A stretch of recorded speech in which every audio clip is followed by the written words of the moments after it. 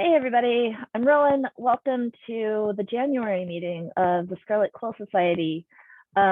I apologize in advance for the lighting in here. Every time the sun goes behind a cloud, the lighting changes. If the lighting changes dramatically, you know my cat's opened the curtains. There's probably going to be a lot of pet cameos. The couch is right behind me and they like to jump up and down. I used to blur my background and then I discovered that having a blurry background with animals jumping up and down is actually worse than having a clear background with animals jumping up and down.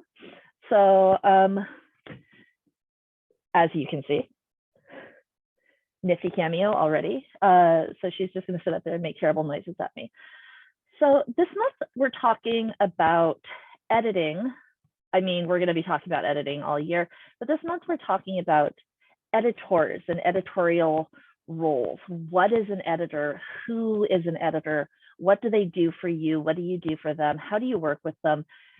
And just sort of kind of getting the basic vocabulary down before we start actually talking about editing your writing. And I've got a couple of questions that people sent in that I'm going to weave into my chatter. But like I said, before we started recording, if you have a question, hit that hands up button. If you have a question later, feel free to post it in the Discord channel if you're a Scarlet Quill Society member. When we get this video up on YouTube, all that information will be right down there. So, oh, I'm sorry, was that too dramatic? And we will get you hooked up and get your questions answered. So I think where I want to start is I want to start by talking about the editors that don't ever edit your work, because it's really counterintuitive. And a lot of people have asked questions about this. And it's something that is near and dear to my heart because I have been a submissions editor. I have very good friends who are submissions editors still for markets that I will not call out by name, but which you have almost certainly heard of. And I think that a lot of people have sort of an emotionally adversarial relationship with submissions editors and submissions editing, because you see editor in their title and you say, oh, I'm sending this to an editor, but they don't ever fix your work. That's not what they do. And at the end of the day, the first thing you want to ask yourself when you're trying to figure out what an editor is doing is, who is the editor working for? And the submissions editor is not working for you. The submissions editor is working for the market. They're working for the magazine, they're working for the anthology, they're working for the publishing house. And their job is to be a good enough editor to identify good writing, clean writing that tells, an innovative story or has a turn of phrase. But their job is not to run spell check on your stuff if you didn't do that. And their job is not to tell you why exactly you weren't selected. Number one, you probably don't want to know. Let's just straight up, you may not want to know. There's going to be 3 reasons that your work isn't selected ever. One is that somebody didn't like it. 2 is that it wasn't particularly well constructed or put together, that it needs a couple more passes before it's really ready for publication. And 3 is they've already just got something exactly like it and they flipped a coin. And that's it. That's it. So there's only so many ways that you can say that as a submissions editor before it starts to kill your soul. So if you get something back with a personal note from a submissions editor or a note of encouragement, I know people hear this all the time and it feels really, really hollow, because I think my favorite rejection is the one where they said, if you ever have anything that's exactly like this, please send it to us. And I was like, how very dare you? How very dare you tell me to send you exactly what I just sent you when you sent me back what I just sent you and told me that it wasn't going to be published. What does exactly like this mean? And now that I've been in the business for a couple of years, I'm like, oh crap, it was something that's exactly like that, but not that month. Maybe they've got at the end of the day, a market only has so many slots to publish in, right?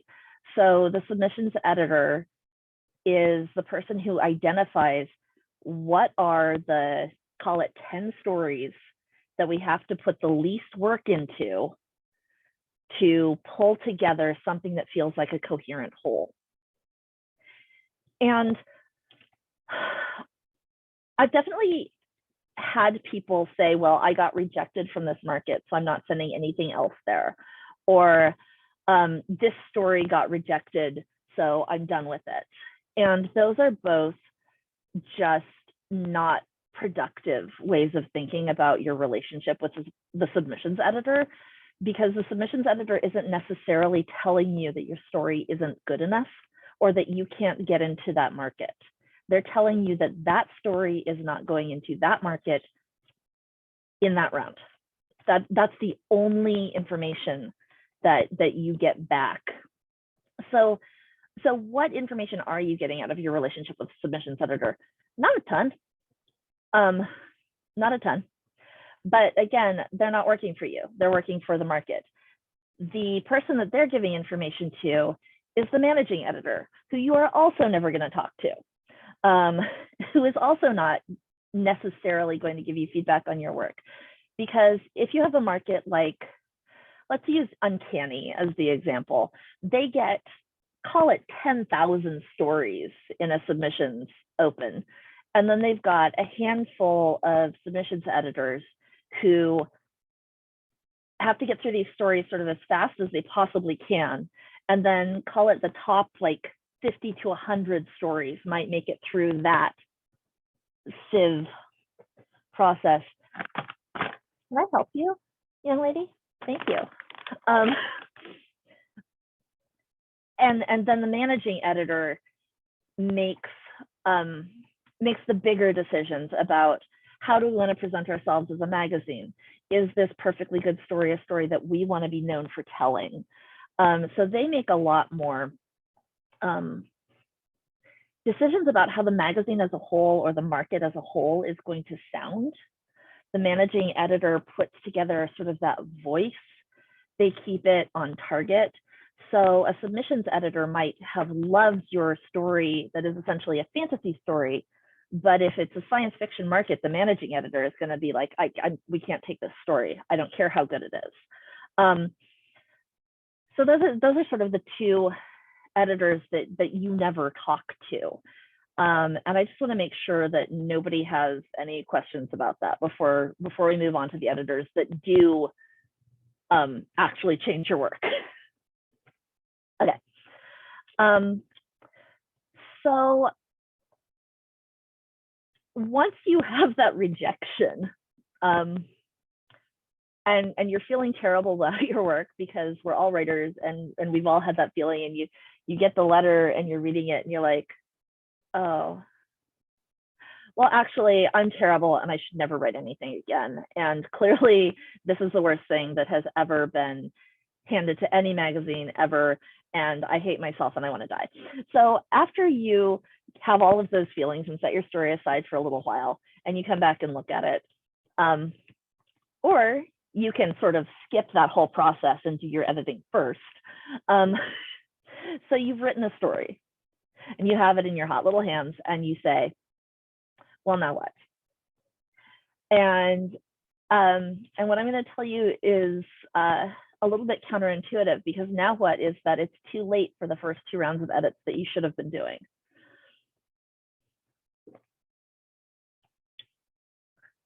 I'm going to continue to caffeinate through this whole entire meeting, and I'm just going to keep talking faster and faster and faster. So yell at me to slow down if anybody needs that. The first couple of rounds of editing, depending on the length of your story, like if you're writing a short, if you're writing 1,000 words, you can do these after you're done. If you're writing a novella, if you're writing a novel, if you're writing that weird liminal space short story that's 12 to 15,000 words long, like what length is that? Is an 8,000 word story still a short story? Is it a story? What's happening with it? You should probably at least talk to a sensitivity reader and a developmental editor early in the process. And let's just sort of knock sensitivity reading out of the way. We're going to go into it in July and go into it in depth. And I have this really exciting panel of professional sensitivity readers that are going to share some experiences with us and talk about the value of what they do and why you should do it early. But as a baseline, since it's January, and I really definitely want people to be thinking about this, if you want to tell a story that is in an area that you don't necessarily have, I'm going to say cultural competency, and I will come back and define it, an area that you don't have cultural competency in, you should talk to someone who does have cultural competency in that area before you get emotionally attached to your story. If you somehow end up with, oh, I don't know, say you're writing Pacific Rim and you decide to give one of your Jaegers a giantly racist name, maybe a sensitivity reader could have protected you from putting a racial slur front and center every time somebody talks about the most important robot in the movie. Maybe a little bit. So, you know, that's something that a sensitivity reader could have saved some embarrassment on. You might have, you know, there's so many ways a sensitivity reader can save you from yourself. I just can't even like start to talk about it. But if you have a disabled character in your story, depending on the nature of their disability, you are going to want to talk to somebody who moves through the world with that disability or who has the competency talking about that disability. If you have a character that uses a wheelchair, how much of your story is going to be composed around, without turning it into trauma porn, because people are obviously, they're more than their disabilities, they're more than their cultural identity, the language they speak, the color of their skin. You want to tell stories about people, but what they look like and what their abilities are going to affect how they move through the world. And your wheelchair character may not be able to enter some of the buildings you want to describe. If you are setting your story in Chicago, I need you to know that most houses are not wheelchair accessible.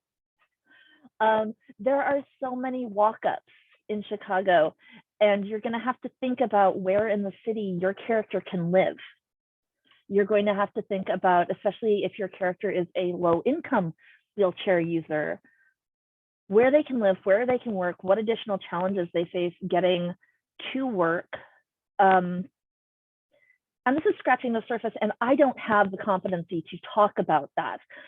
It's front and center in my mind right now because there is a big discussion going on in the sci-fi fantasy community where there is a wheelchair activist who talked extensively about this year's Worldcon, and well, last year, I guess, last month's Worldcon, and the accommodations that she had been led to expect and what accommodations were not actually there. And the fact that they had had someone do a walkthrough of the hotel to see if it was accessible. And yes, there is an elevator that you can use, but the elevator is all the way across the hotel from the panels, all sorts of things, cascade. And that's why it's important to have somebody who actually knows what they're talking about. Or I was just on a team doing an edit with a sensitivity reader because the story was set, there was an exchange student who had gone to the sensitivity reader's country of origin, and they needed some gut checks on the way that this exchange student was interacting with people. Was the area correct? Or even just at its baseline. There's a story that I tell so often that it's almost a sort of apocryphal at this point, where the way that I got involved with Yeah Right in the first place is that there was a story that was set in an area of the country where I have a lot of visual competency. I've spent a lot of time there. And the writer's descriptions were absolutely impossible for the setting that they were in. So, sorry, the kittens are taunting the dog. So this is either going to be very, no, the dog's going to go hide in her kennel. So talking to someone who has competency in an area, whether you call it a sensitivity read or not, is absolutely critical. And just buy them a coffee and sit down with them before you start writing. It doesn't have to be a big formal thing where you present them with your story and they go through it and they give you feedback and nuance feedback. You can't use this name and blah, blah, blah, blah, blah. But if you just sit down with them and you say, hey, I'm telling a story, it's set on a desert planet. These are the cultures that came together to colonize this desert planet. This is the interaction that I have with them. And it all takes place in a city called, and they're like, oh, do not name your city that. It's like, oh, fantastic, great. I've now been saved from myself. It's so much easier to change things at the beginning before you get emotionally attached, or before you have talked about it a lot, or before the name of that city finds its way into your elevator speech and makes you look super racist. That's, obviously you don't want to, maybe you do. I would say I'm not judging, but I'm definitely judging if you're okay with a bunch of strangers on the internet thinking that you're a racist. Especially if you've done something that somebody has told you is going to make you look like a racist, and then you went ahead and did it anyway. I'm judging you, and a lot of people will judge you. And that's got to be something that you're real comfortable with before you go ahead and do the racist thing. I don't know why people do it. So that's your sensitivity reader. And your developmental reader, your developmental editor, your structural editor is that, but for your plot.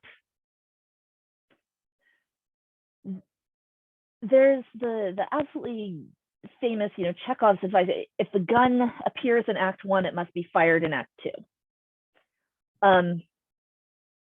Your developmental editor will tell you if you forgot about your gun, or if you fired a gun in Act 2 and forgot to put it in Act 1, and suddenly there's this gun that comes out of nowhere in your play.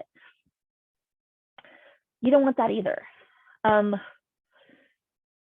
They will tell you if it feels really unnecessary for you to have to solve this problem where you have to get your airship up and down and up and down and up and down and up and down to pick up people at 5 different stops. Why aren't these people on the airship in the first place?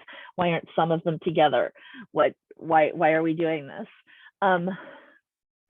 There are, plot holes like, well, where did this come from? Why don't they mind killing the victim that we established in chapter 1 as the first victim of the serial killer? Like, why is this okay? So you want to get that dev editor involved early. And one way to do that is to literally just workshop your piece formally or informally.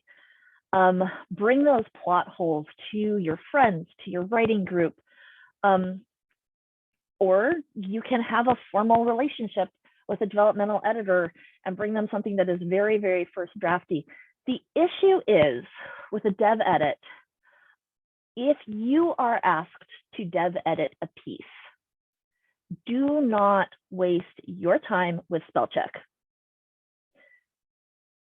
So much of a story, a novella, a novel, a memoir is going to be rewritten if you find a major plot hole, that you will waste your time and the author's time finding all of the little grammatical things to nitpick. There is a time and a place for that, and the time and the place is not when you're trying to figure out how to get the gun into Act 1. It's once we've got the gun and the gun is fired and the singing telegram is on the ground, and I've just completely dated myself. Congratulations to everyone else in Gen X who grew up watching Clue. Which is actually a really interesting I should probably talk more about Clue later in the series, just in terms of your dev editor can help you figure out the ending of your murder mystery. Because if you say, well, I want it to be Mrs. White with the gun in the drawing room, and they say, okay, but at no point in this story does Mrs. White have an opportunity to get the gun. Do we need to put in an opportunity for Mrs. White to get the gun? Or they can say, yeah, but you know who did have the gun in the drawing room was Miss Scarlet. Why don't you just let it be Miss Scarlet? So they're good for that. Those are the kinds of things that your developmental and structural editor tells you.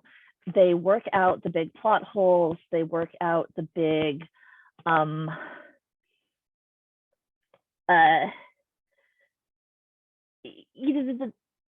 holes. They work out the holes and the bumps and the rocky roads. Okay, so I've actually got a question here, which is something that I was going to address in just a minute, but let's get to it now since we're talking about dev editors and sensitivity readers. What should you expect to pay a sensitivity reader? What should you expect to pay a developmental editor? The real answer is that there isn't a set price, but pay them what they're worth. A lot of professional sensitivity readers will have rates. I've got over on my giant other monitor. I mean, ultimately, if you're paying a professional, read through type edits like sensitivity reads or dev edits are often done at a rate that works out to between 2 and 5 cents a word, or about $50 an hour. And that is usually negotiable. If you have a giant project, they might be willing to flat fee something that comes out to less than $50 an hour. They might not.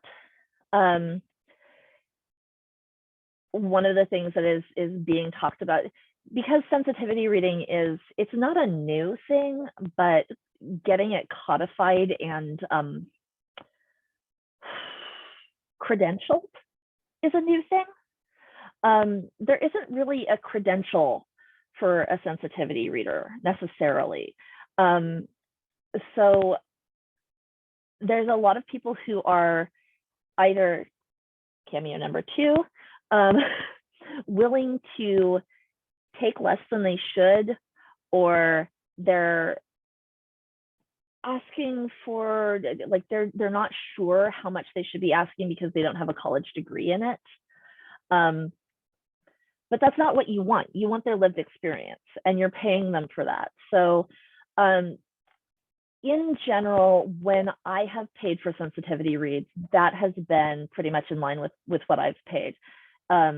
Depending on the size of the project, somewhere between $30 and $50 an hour. And then again, there are readers who work on much shorter pieces, and they will have like a by the word. And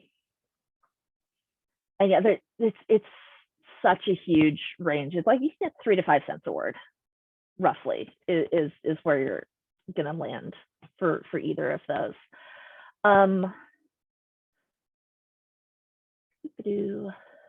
Got derailed. Okay, so now that you have a story and it's hopefully not going to embarrass you and it doesn't have giant plot holes, you get to finish writing it. And that's the really exciting part, because now you're done.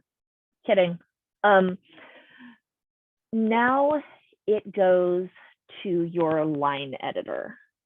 And I'm talking about this like all of these people are different people. They're not necessarily different people.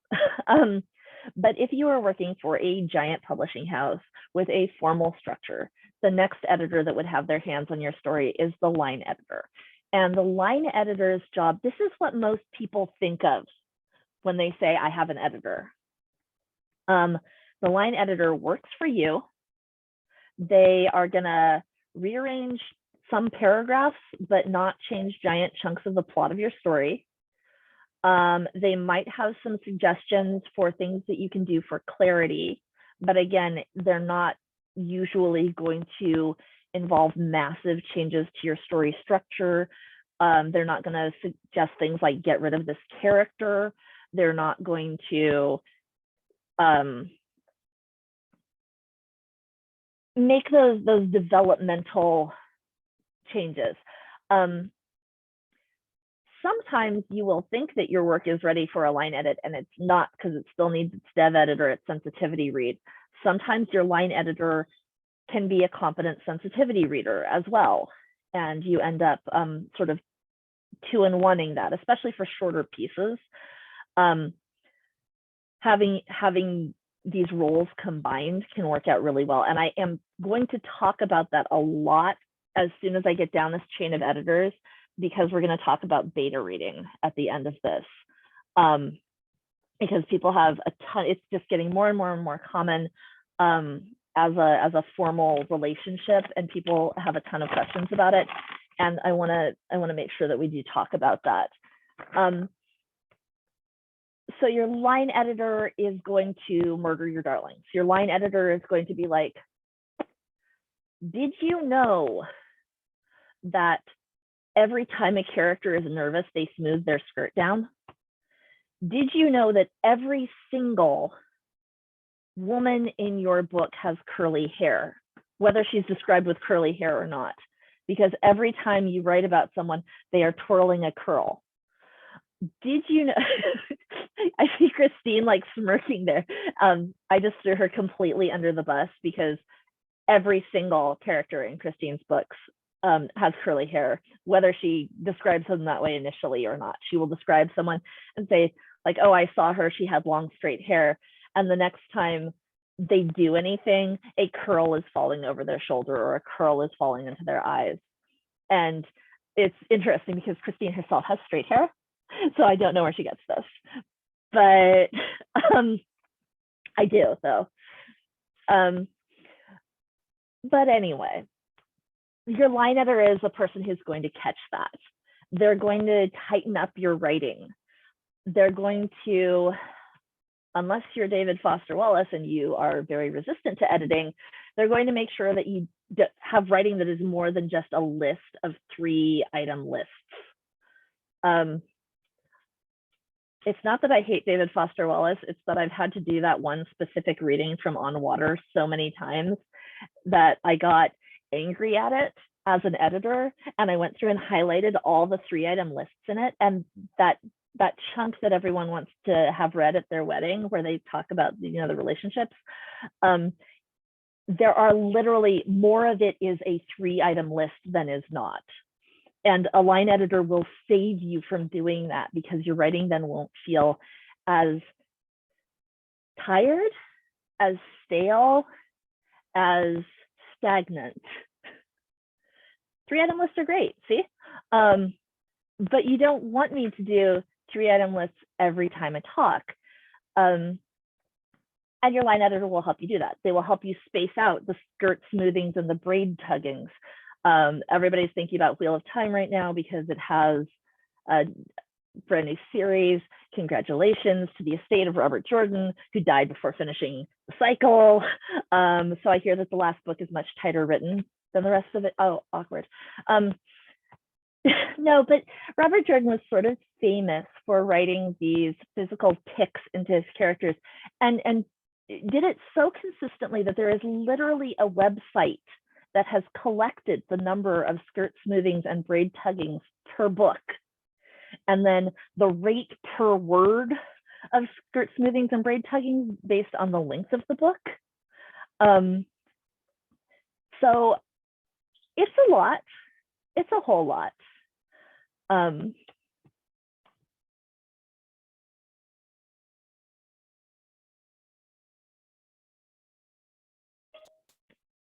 So your line editor will save you from that. They will, anything that I'm about to say a line editor would save me from doing, because I'm about to start repeating myself. So I'm going to move on to your copy editor. And the copy editor is the person who is going to go through your piece word by word and line by line. When people tell you to read your work backwards, they're talking about copy editing. At the copy editing phase of your writing, you are probably working with a style guide. If you do not currently know what a style guide is, you should learn that real fast. A style guide is going to help you keep consistent, and it's going to help your copy editor, if they are not you, keep consistent across a range of pages and time. This incessant bell ringing in the background, I don't know if anyone can hear, is the dog asking to go out. So I'm actually going to step away from the camera for just a second and handle that.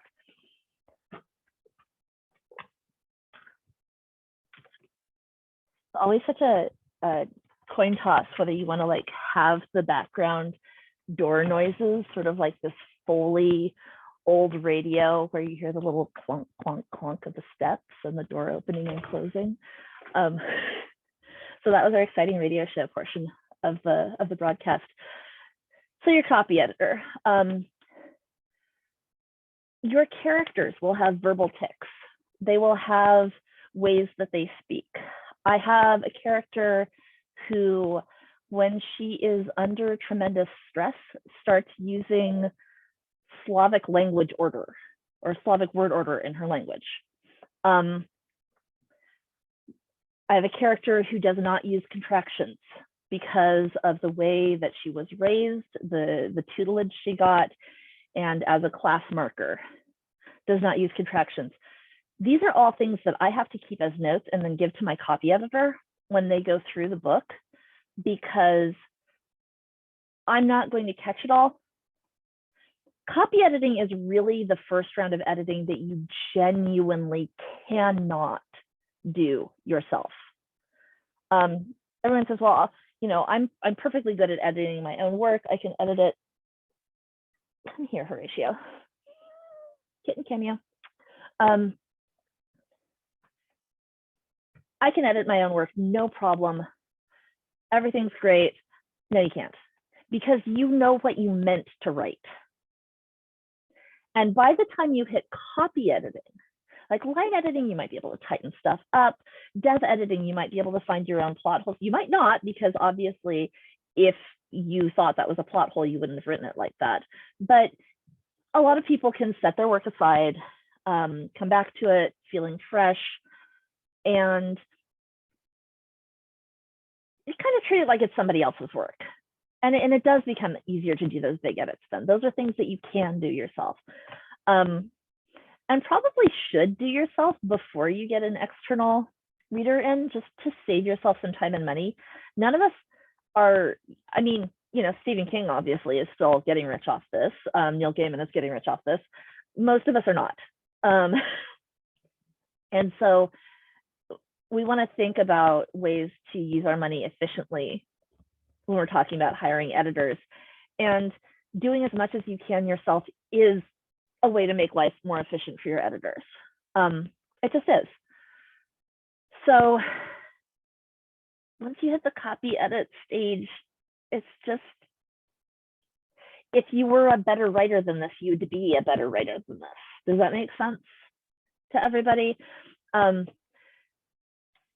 If I could prevent myself from shoving in 3-item lists and overusing semicolons, I wouldn't have shoved in the 3-item list and used the semicolon in the first place.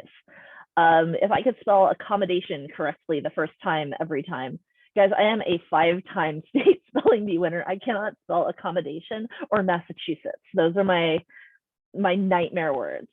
Anything where like there's like some doubles later in the word, I don't like it.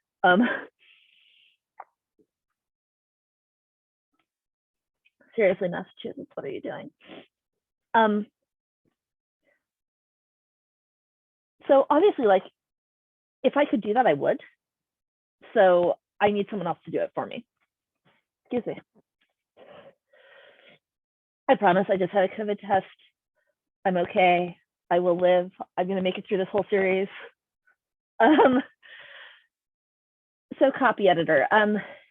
You may need to come up with the style guide for your copy editor, especially if it's something like no, I never want you to correct the way that Bella uses word order when she's under stress. Here's a Russian dictionary, go for it.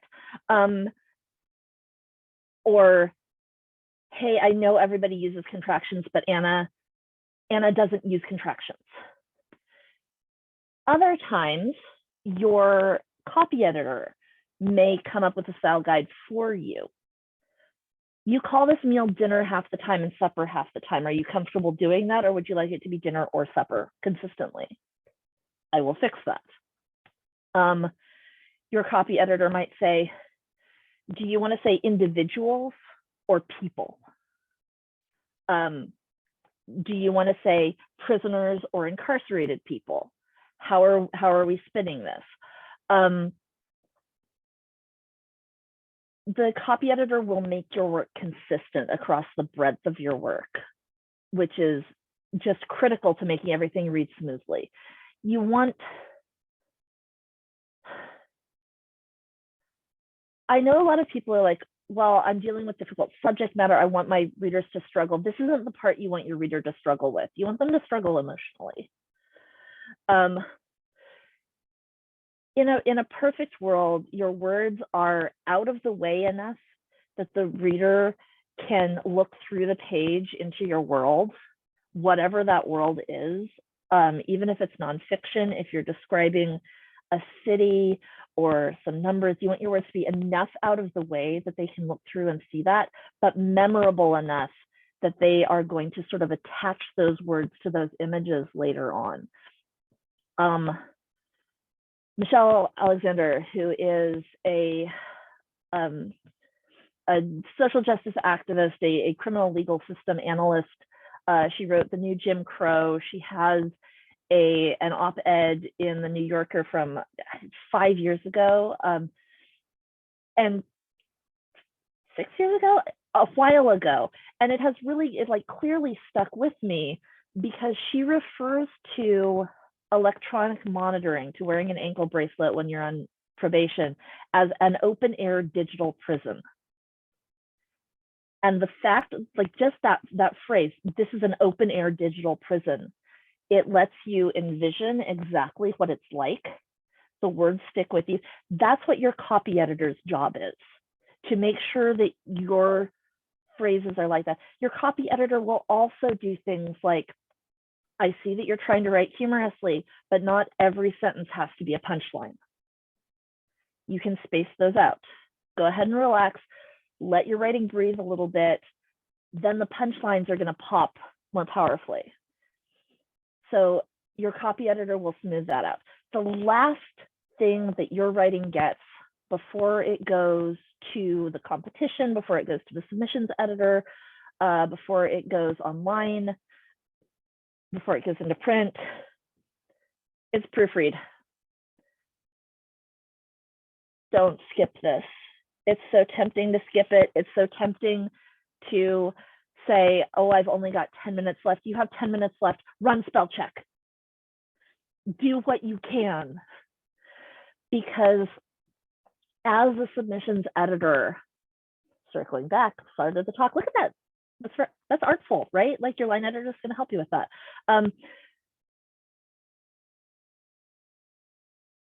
The thing that broke my heart the most was when there was a really, really good story that didn't get a proofread. You can have the most phenomenal idea, the coolest characters, the greatest plot idea, the most innovative, hope punk sci-fi world building. If you have not proofread your work and there are 3 typos on the first page, it won't get published. It just won't. It won't. The submissions editor cannot pass that up the line. The competition judge is going to have to mark you down, and those could be the points that make the difference between you scoring first place and you not scoring in a tight competition. It's always tempting, like when you read competition results and people are like, oh, it was really, really close. And you're like, was it though? Was it really? Now that I've worked behind the scenes, it often really, really was. There will be 5 points dividing first place from first runner up. And if you lose those 5 points on a typo, how embarrassing is that? So proofread. Proofreading is the other one that you shouldn't do yourself if you can help it at all. Because again, you know what you thought you were writing. You know what you meant to write. And if you could have spelled the word right, you would have spelled it right. Still looking at you, Massachusetts. Pause for just a second. We're going to try this without the Foley this time, and I'm going to go let the dog in.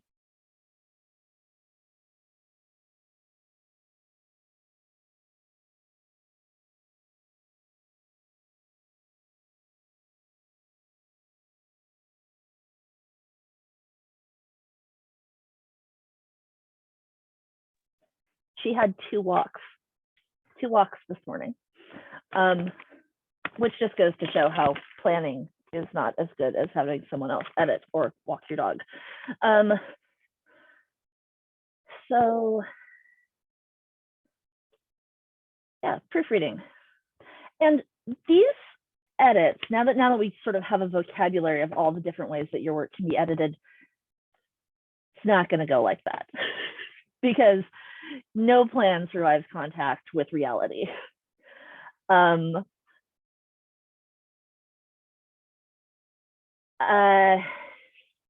question is, I've always read my writing out loud to myself after I completed my first draft. And what stage of editing is that? It's somewhere between a dev edit and a line edit. You're getting your voice in your head.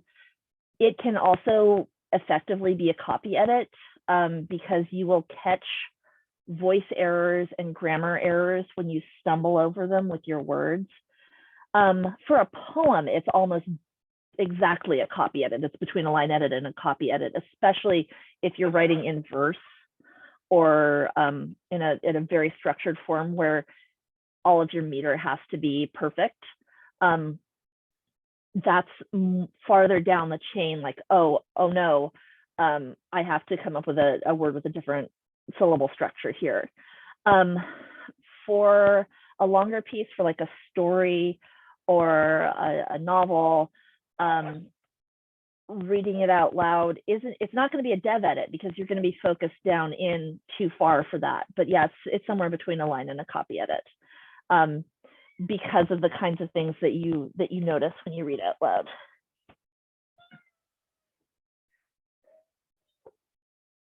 Horatio, what edits do you do? No edits? Okay.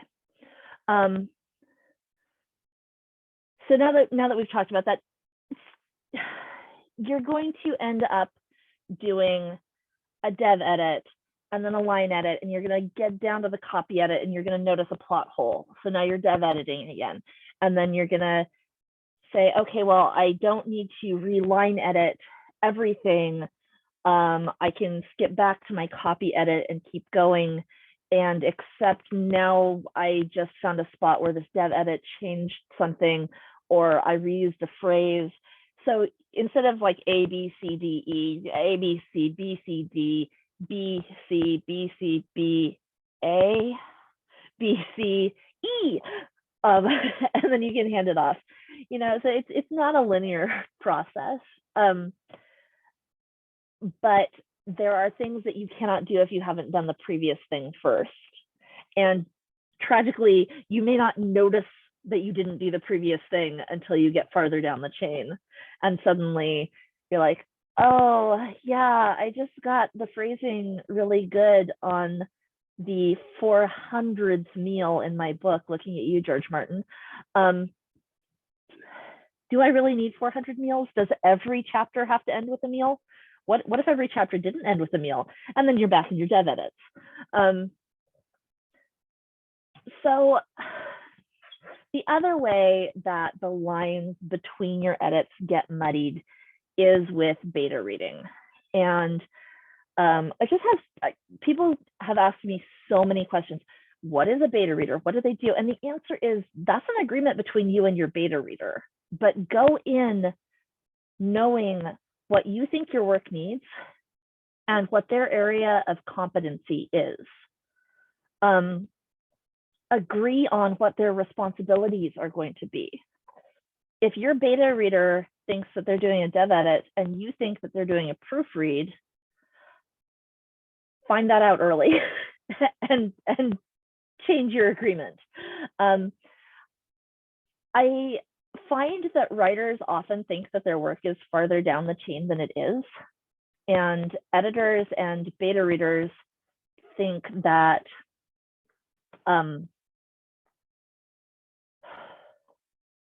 I think a lot of people who don't have formal editorial training don't feel competent to do that. I shouldn't say liminal space twice in one lecture, but liminal space between dev editing and line editing, where they're like, these things are actually fundamentally wrong with your story. And a good beta reader will still tell you that, and you should find a beta reader who will tell you that and develop a relationship with them, and you should make an effort to be that person for someone else. But a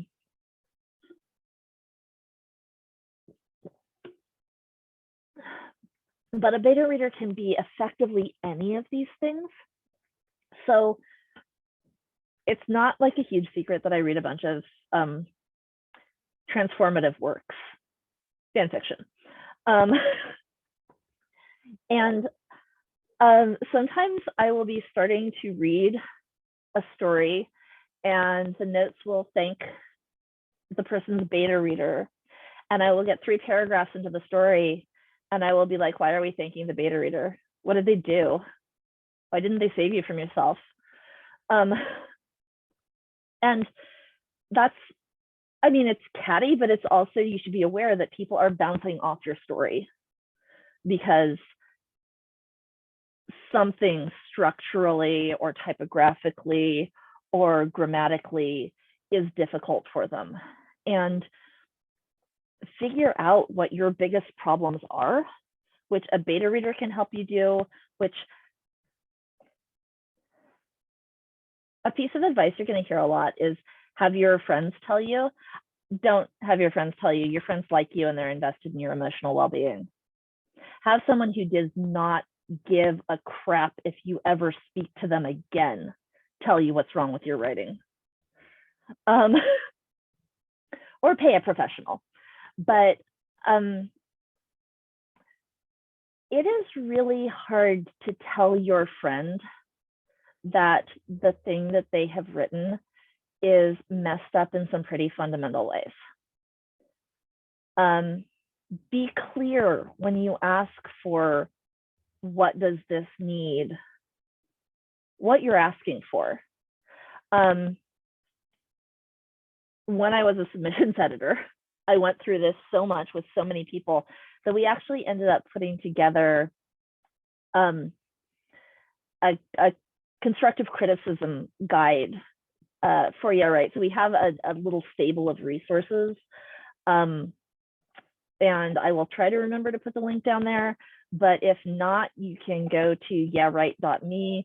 Up in the menu, there is a writing resources section. And over on the sidebar, there is a constructive criticism. Right now, as I'm saying this, the icon is a little typewriter. I'm not promising that if you're looking at this video 5 years later, the icon is still a little typewriter, but there is a constructive criticism guide.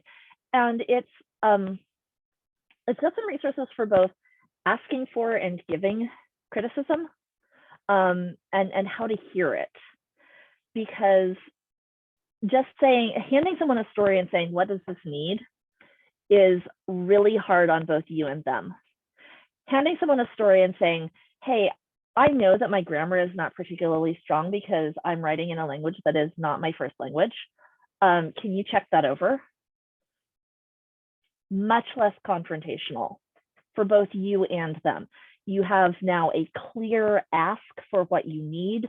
They are down somewhere between a line and a copy edit. They're fixing your grammar. Everybody knows what's expected of them. Everybody is able to come out of this feeling like they got what they needed. In a perfect world, Your beta reader is better than you at some things, and you're better than them at some things.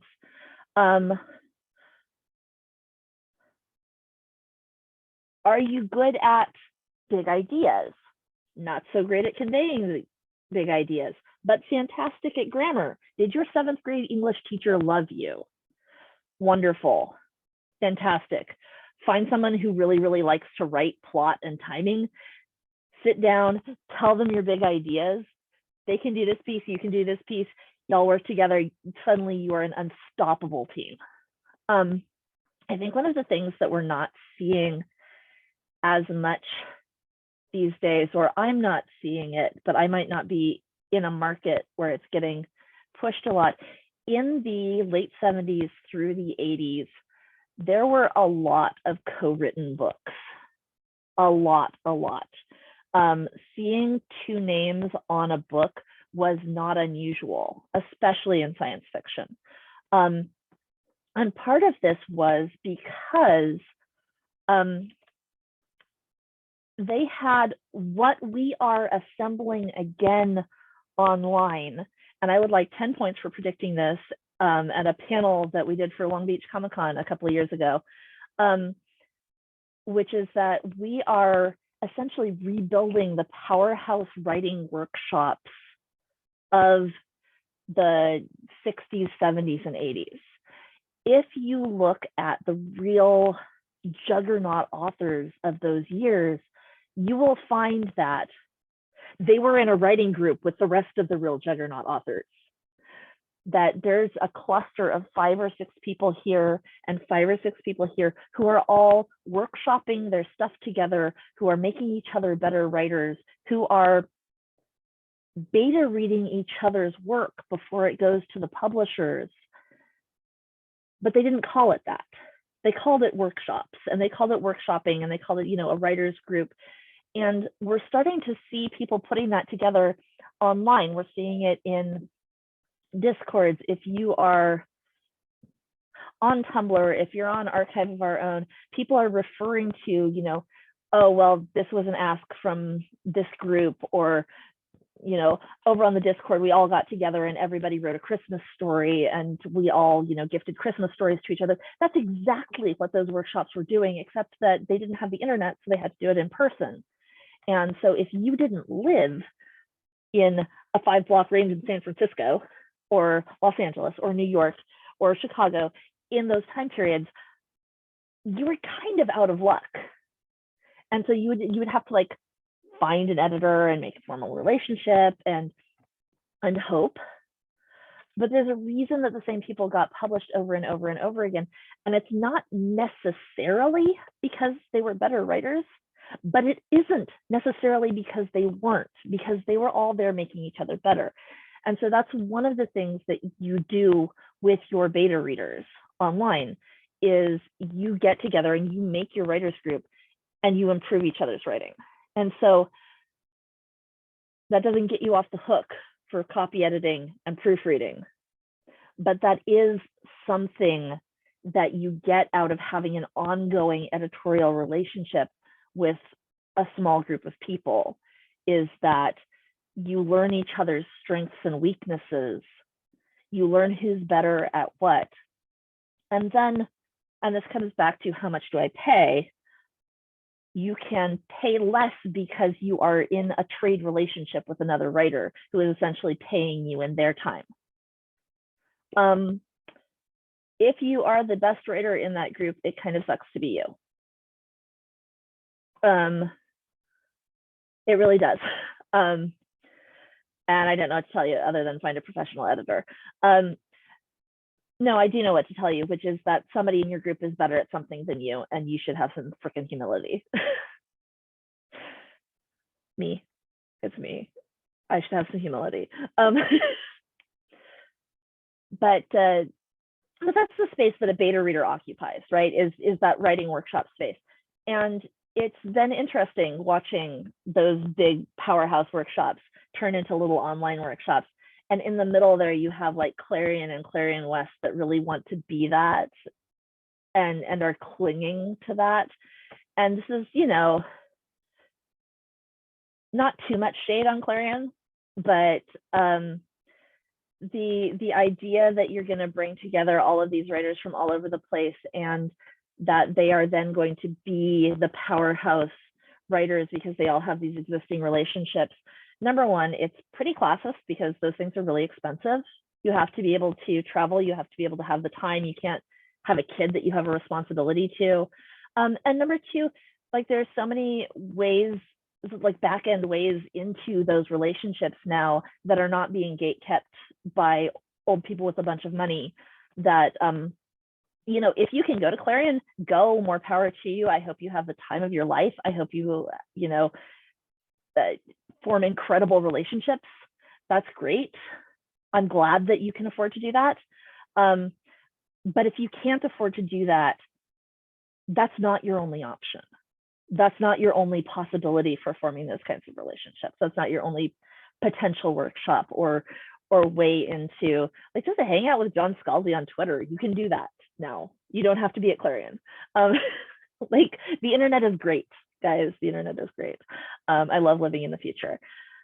I love living in the future where I can tell Word that my character names are names, so I can run spell check and just get over myself, even though I may not agree with everything that Word tells me about grammar check.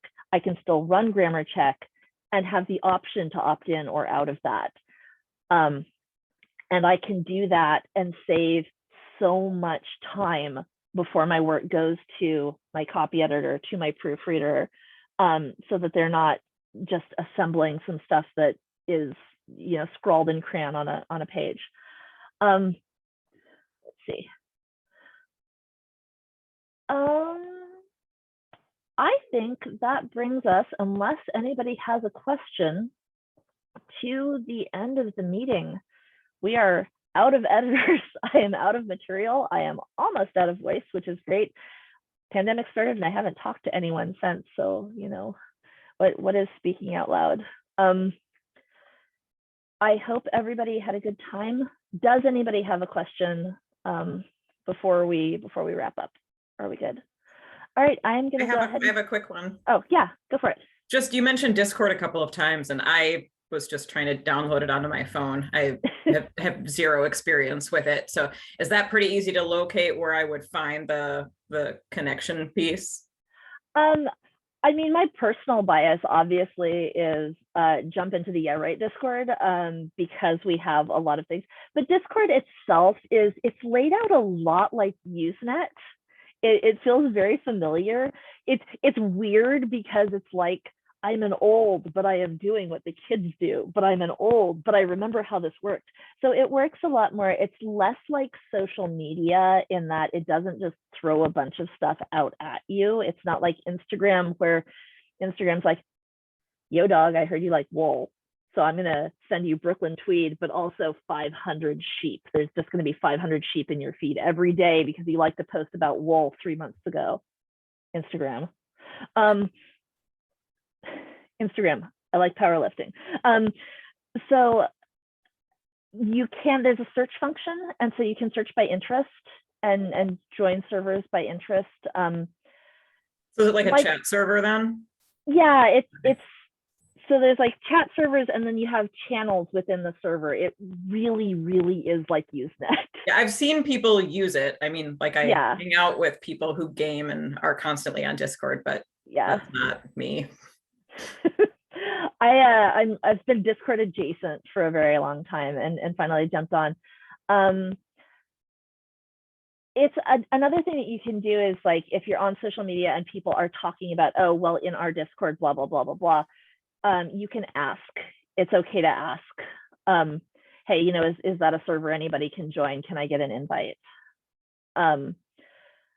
That's pretty easy to find the Yeah Right one. It is pretty easy to find the Yeah Right one. It is posted. We actually have a link to it in our monthly mailer if you're getting that. We've got Christine help. It's everywhere. It's on the main site. It's on the main website. There's a little in the sidebar on the right. There'll be something that says you can join our Discord. It has a little robot guy. That's Yep. you know, the Discord robot guy. Okay. It is in our monthly mailer. We also post about it on Twitter and Facebook for Okay. folks who are still on those platforms. So Yeah, it's in our bio, right, yeah. on Twitter. Yeah, I believe so. Yeah. And you can When's also the last time I looked at our bio? you can also just email us. Send a quick note to editors@yeahright.me, and we'll shoot you a link to the Discord if you want to join. That's easy. Okay. And Great. for people who aren't on Discord already, the invite link will actually hook you up. It runs you through like a little start account wizard if you don't have one already. So I'm trying to think what the first server it's astonishingly easy, and it's astonishingly easy to start your own little like micro server if you have, you know, 5 or 6 like-minded people and you want to put together a group. Like my weekly tabletop game has our own Discord server. It's tiny, it's low activity, but we have a place to store all our information, and it's been pretty handy. So I mean, you know, social media, of course, is wide open for forming those relationships. Servers, Tumblr, Twitter, not so much Instagram. Although if you're on Instagram, there are a ton of writing prompts on Instagram, and you just like, or I just like, you creep the comments and see who's talking about their writing communities in there. So that's another option. And if you're just like looking for an editor and it's like, help, I need a pro editor. I am not currently a member of the Editorial Freelancers Association, but they are a great resource for finding an editor, or if you are an editor, for finding work. I have a couple of big main clients that sustain me, but I have definitely freelanced in the past. The ESA, it's the-ESA.org, so THE-ESA. And they also have the rates that you can expect to pay editors. If you are working with an editor and they offer you a rate that's way less than ESA, it's kind of sus.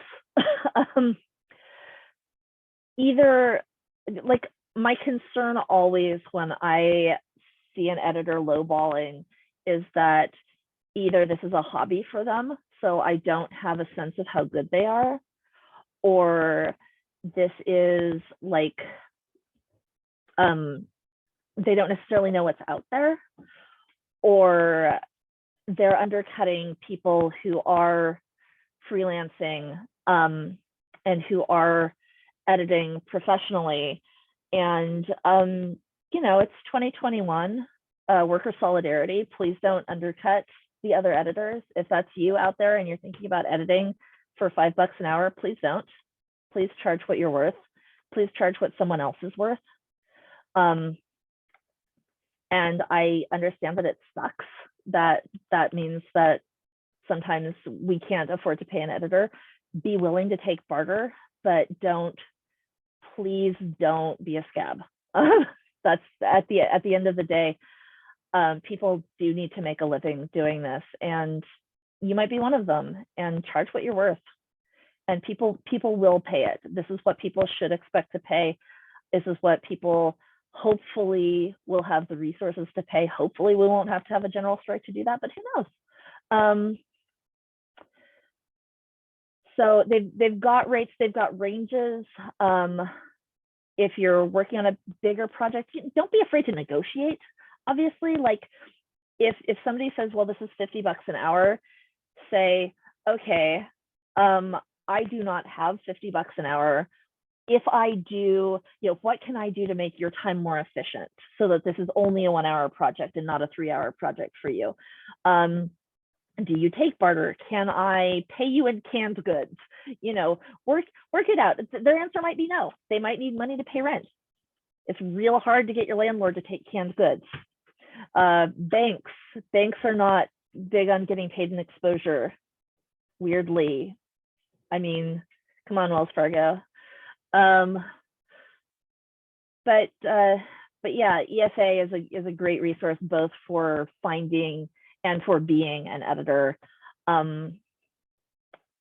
Toward us, ask a writer, you know who their editor is, who they work with. Some writers will say, oh, you know, my publishing house found me an editor.